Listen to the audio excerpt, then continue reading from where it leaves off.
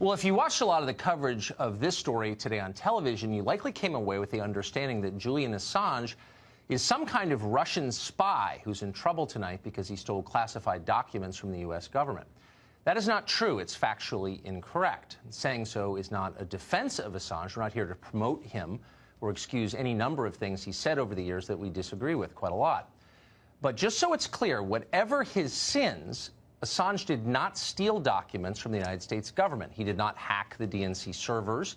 He didn't break into John Podesta's Gmail account. There is no proof that he is working for the Russian government or ever has worked for the Russian government. Assange has never been charged with any of that and wasn't today, no matter what they tell you. If you're upset about the theft of classified documents from the U.S. government, and there is reason to be, we already know who did that.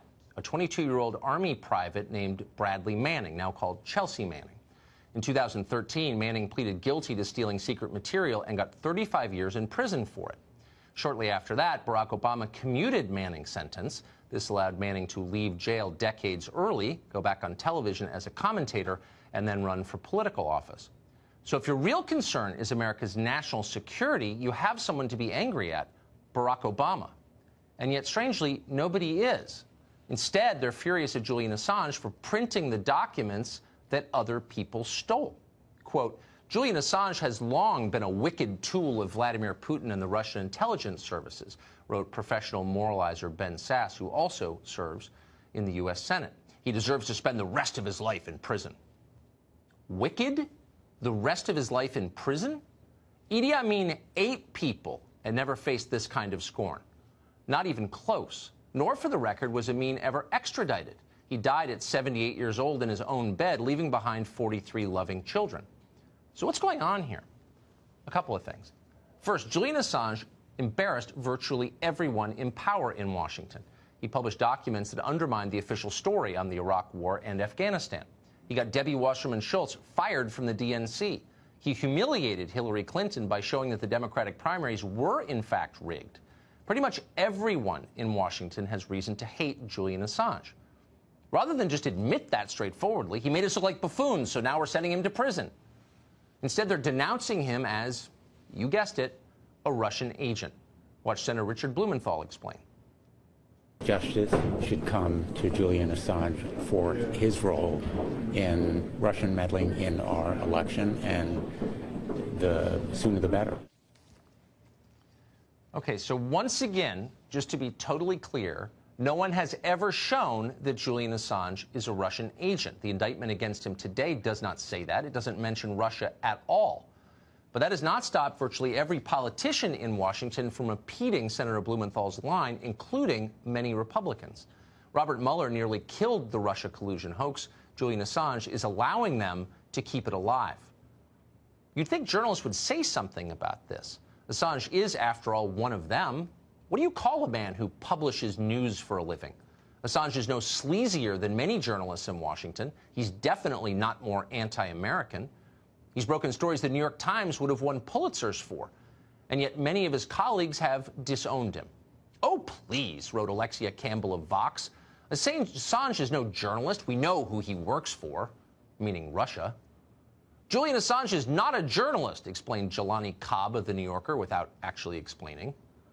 Ken Dilanian of NBC, who doesn't so much cover the national security state as write memos on its behalf, noted that, quote, many believe that if Assange ever was a journalist, those days ended a long time ago. At NBC, when they tell you many believe something, it means they believe it. So why all the hostility to Julian Assange?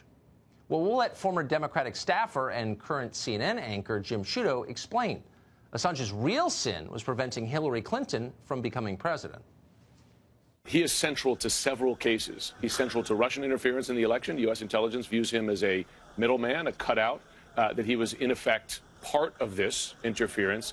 He's central, too, to questions about what the Trump administration, or Trump campaign, I should say, knew prior to the release of those materials, right? What were the communications between Roger Stone, et cetera? It's possible that this is something President Trump himself is not particularly excited about.